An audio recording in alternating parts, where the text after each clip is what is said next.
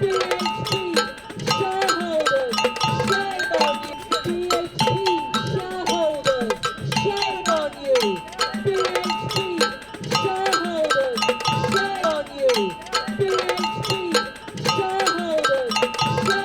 you look at the top 100 companies in the UK on the London Stock Exchange, they get about 70% of their income, their revenue, from overseas. The biggest sectors of the UK economy, apart from financial banks and insurance companies, are big mining and big oil. The most significant figure I want to mention, which are the carbon emissions for which our big oil and big mining corporations are responsible for.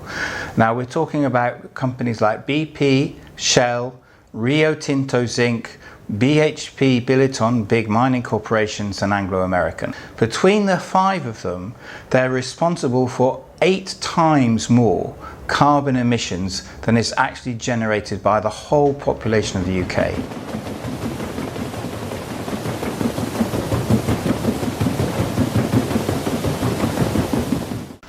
And what we try to do here is use the fact that we live in London as an opportunity to put pressure on these companies that have offices in London.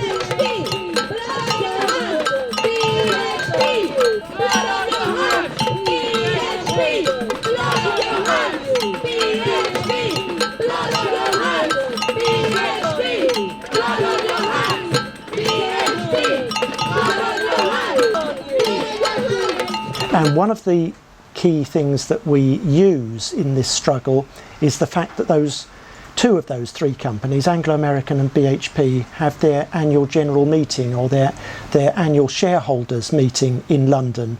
And we have bought a handful of shares in those companies so that we can attend those annual general meetings and raise issues that people in affected communities want us to raise.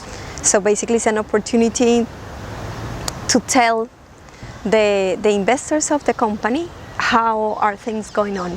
The people from La Guajira, the Wayuu and the Afro communities have been battling this corporation on their own grounds, not really through the national government, because they have not really been backed by the national government. We try to bring these concerns to the companies in London, to their investors, to legislators, to put pressure on those companies to restore people's livelihoods, to stop forced relocations, to attend to the environmental impacts of the mine, which include disappearance of water sources, coal dust pollution in air and in water, and huge use of water in an arid area. Dismantling corporate power relies upon building power within and between groups of people who are directly affected by that corporate power. And so the main way that we work at Coal Action Network is we facilitate connections and learning and sharing between communities that are fighting coal. That way we keep the root causes of climate change at the center of the conversation.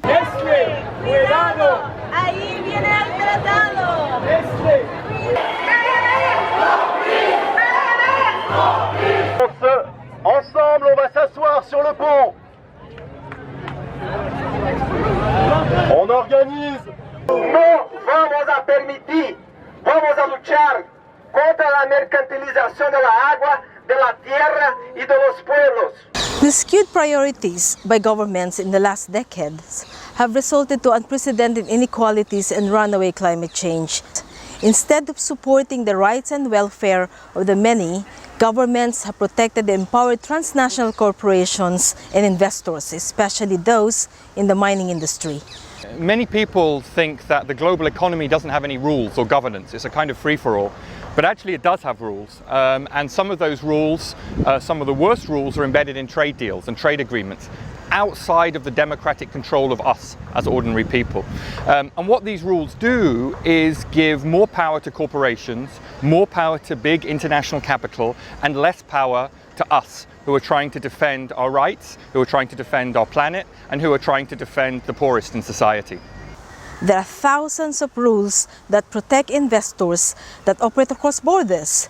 Corporate courts have been used to try to stop governments that say we don't want mining in this area because it will damage our environment. While it is very difficult and almost impossible for communities to have their rights and resources protected when there are conflicts between their interests and that of big business. Inside the AGMs, what I have witnessed is a show-off of this power that corporations have at the moment around the world, where they do decide about the life and destinies of territories and people elsewhere in the world.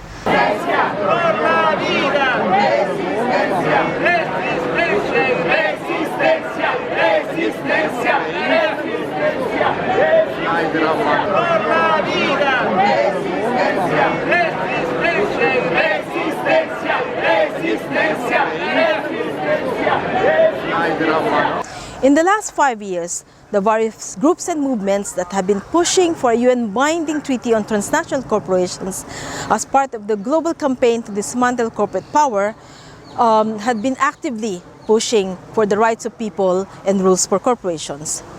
And we believe that creating a new treaty at a UN level, at a global level, which tells governments you must hold corporations based in your country to account for their human rights abuses is absolutely vital. We are saying that human rights norms and principles must have more importance over trade and investment treaties. At the same time, states and their governments should develop and follow laws that protect those that are fighting abusive practices and destructive operations of corporations. And where communities and activists live in countries where they can't get any justice, where they can't control corporations that have abused their human rights, we believe they should have an international mechanism so that they can do that. They can go to the UN and they can challenge corporations, and those corporations can be held to account. More than ever, we need the power of movements and the power of solidarity between movements and concerned groups. Making transnational corporations accountable for their violations is not just necessary, it is also realistic.